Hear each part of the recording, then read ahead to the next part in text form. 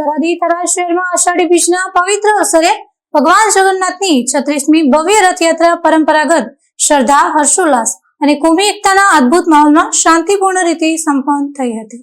થરાદ શહેરમાં આજે અષાઢી બીજના પાવન પર્વે ભગવાન જગન્નાથજી નગરચર્યાએ નીકળ્યા ત્યારે સમગ્ર પંથક ભક્તિના રંગે રંગાયો હતો.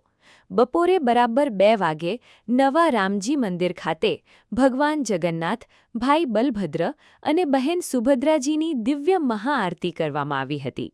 ત્યારબાદ ઉપસ્થિત સંતો, રાજકીય અગ્રણીઓ, વહીવટી અધિકારીઓ અને શ્રી રામ સેવા સમિતિના સભ્યો દ્વારા રથ ખેંચીને રથયાત્રાનું ભવ્ય પ્રસ્થાન કરાવવામાં આવ્યું હતું.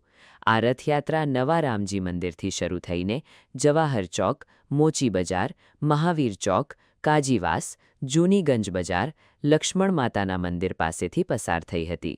ત્યાંથી આગળ વધીને જૂની નગરપાલિકા અને બલિયા હનુમાન મંદિર ચોક થઈને પરંપરાગત રૂટ પર ફરતી રથયાત્રા નિજ રામજી મંદિર ખાતે પરત ફરી હતી.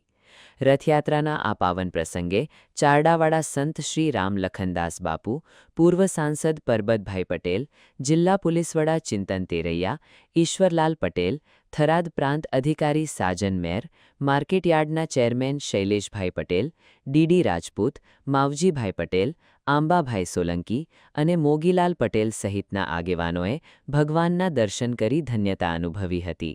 આ સાથે પૂર્વ પ્રમુખ પથુસિંહ રાજપૂત, તાલુકા પંચાયતના પ્રમુખ, ચીફ ઓફિસર વિપુલ પરમાર અને જેહાભાઈ હડિયલ જેવા મહાનુભાવો પણ ભક્તિભાવપૂર્વક જોડાયા હતા. સમગ્ર રૂટ દરમિયાન હજારો શ્રદ્ધાળુઓએ ઉમળકાભેર ભગવાનનું સ્વાગત કર્યું હતું. થરાદની આ રથયાત્રામાં સુરક્ષા વ્યવસ્થાને લઈને પણ પોલીસ તંત્ર એકદમ એક્શન મોડમાં જોવા મળ્યું હતું. બનાસકાંઠા જિલ્લા પોલીસ વડા ચિંતન તેરૈયાની સીધી સૂચના અને માર્ગદર્શન હેઠળ રથયાત્રાના સમગ્ર રૂટ પર લોખંડી પોલીસ બંદોબસ્ત ગોઠવવામાં આવ્યો હતો, જેના લીધે કોઈપણ પ્રકારની અડચણ વગર સમગ્ર યાત્રા ખૂબ જ શાંતિપૂર્ણ રીતે આગળ વધી હતી.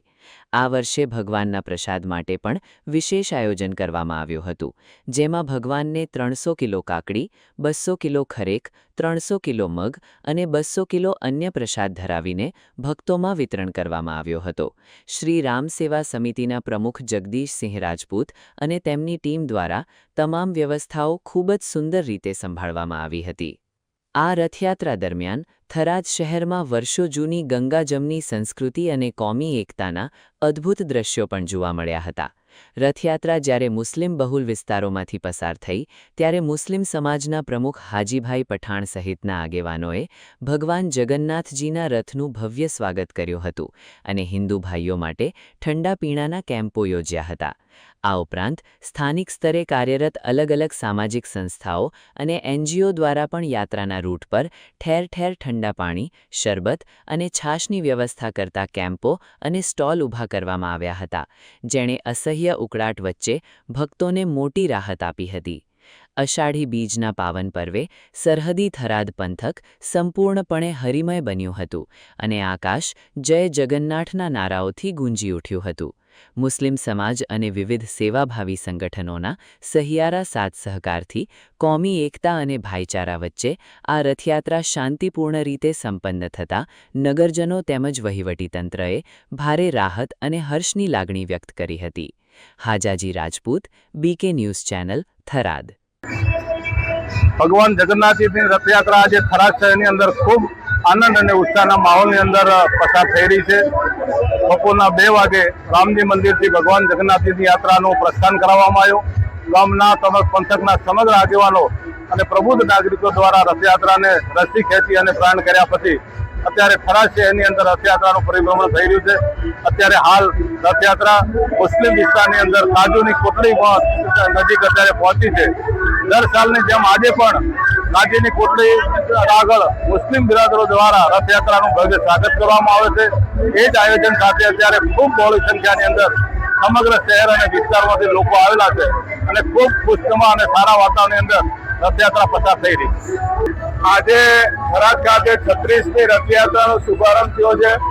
થરાદના અલગ વિસ્તારમાંથી આ રથયાત્રા દર વર્ષની જેમ પ્રસ્થાન થઈ રહી છે અને સમગ્ર થરાદવાસીઓ, સમગ્ર થરાદના તમામ ધર્મના લોકોએ એક ઉત્સાહ સાથે રથયાત્રાને વધાવી છે. ભગવાન જગન્નાથ સૌનું કલ્યાણ કરે અને સૌનું સારું કરે એ આજના દિવસે પ્રાર્થના કરીએ. દર વર્ષે અષાઢી બીજની રથયાત્રા હોય તો વર્ષો પરંપરાગત અહીંથી જ્યારે નીકળે છે રામજી મંદિરથી અને અહીં થરાદ અહીંયાને કાજીવાસ આવે ત્યારે અમે રથયાત્રાનું અમારા મુસ્લિમ સમાજ દ્વારા સ્વાગત કરવામાં આવે છે. બધા જે બી ભક્તો અહીંયાને આ યાત્રામાં જોડાય એમને માટે અમે ઠંડા પીણાનું હર વર્ષે સ્ટોર રાખીએ છીએ. અને આ તો અમારો વર્ષો પરંપરાગત છે, આજનું નથી, વર્ષો પર અમારા મોહરમ હોય, ઈદ હોય, એના અંદર બી અમારા તમામ થરાદના હિન્દુ સમાજના આગેવાનો અમારા માટે ફૂલ બધી રીતના સ્ટોલ લગાડે, અમારી મદદ કરે. અમે બી એમના સાથે અમારા એકબીજાના પ્રસંગ કોઈને ખબર ન પડે કે આ પ્રસંગ કઈ સમાજનો છે. અત્યારે બી તમે ખબર પાડો કે આ પ્રસંગ કઈ સમાજનો છે. એવી રીતે અમારા મોહરમના અંદર બી તમામ હિન્દુ સમાજ સાથે રાખીને અમે ઉજવીએ છીએ. બસ આ જ અમારી એકતા છે.